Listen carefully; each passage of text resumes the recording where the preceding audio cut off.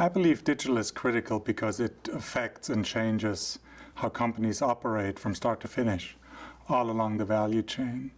And I believe right now we're at this tipping point where digital is no longer a thing that you got to do, but you really got to wire it into how companies operate, how they do research, how they go to market, and most importantly, how they collaborate with the external world as well. When I work with my clients, the hot topics on digital are first and foremost to get to a common definition. Digital is one of those buzzwords where everyone has a different opinion, and I find it's really important to get everyone on the same page to say, what do we really mean with digital?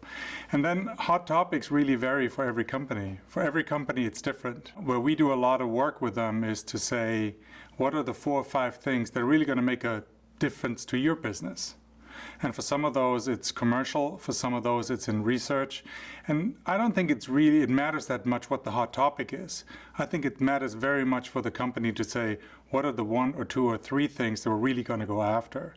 Because we see that they can get lost in the complexity of what digital means for them. There are really fundamental changes on how companies have to look at digital, on how to differentiate.